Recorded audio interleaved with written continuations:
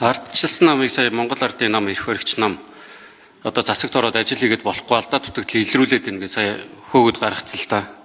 Тэгэхээр одоо энэ эрх баригч нам одоо өөрөө яг ажиллаа хийгээд сайд нарын тэр холбогдох доор удирдах байгаа нэг одоо тэр төрийн өмчт компаниуд дээр очрыг олоод алдаа дутагдalгүйгээр ирэх жил одоо тэр аудитын дүгнэлт оруулж ирээрээ. За тэгээд энэ зөвхөн сайд дарга нар биш энэ ч төсвийн ерөнхийлөгчийн захирагч нар гэдэг баах улсууд сууж байгаа тэднэр дээр нь ямар асуудал тооцож, хариуцлага тооцож, хуулийн байгууллага шилжүүлсэн энэ аудит хэрэг эрхлэх газраас бас бичгээр мэдэгдээд ирээ.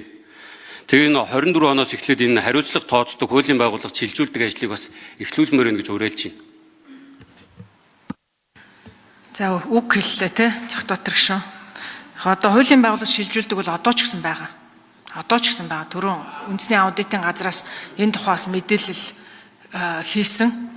За зарим холбогдох албан тушаалтнуудыг хуулийн байгууллагуудад шийдвэрлүүлсэн аюултай тэмцэх газар болон гэдэг энэ тухай мэдээлэл өгсөн.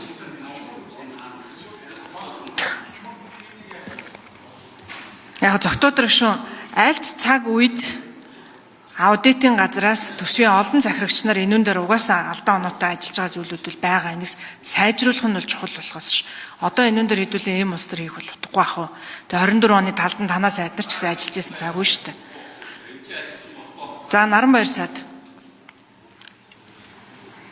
За энэ Цогтотор гişүний асуултад бас хариулъя. Яагаад гэвэл энэ боловсролын салбарт 1807 байгууллагад ийм аудитын дүгнэлт гаргаад үүнээс 68 нь бол хязгаарлалтай гэж ийм дүгнэлт авсан. За тэгээд том дүнтэйг нь яагаад ийм юу гараад ирвэ, зөрчил гараад ирвэ гэдгийг тайлбарлая.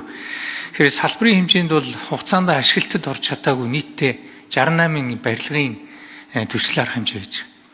За үүний шалтгаан нь бол анханасаа нөгөө зураг төсөвгүй байхад нь батлаад ингээд явчихсан. Тэрнээсээ болоод дуудсан.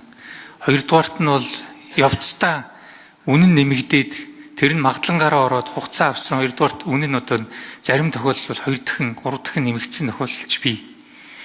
За мөн одоо нийслэл бол аймгийн засаг дарга нарт эрхийг нь шилжүүлээд өгсөн. Тэгээ тэндээсээ тэр одоо юм нь сайн яваагүй төсөв бэлэн биш гэдэг шалтгаанаар байна. Шалгарсан компаниудтай холбоотой ийм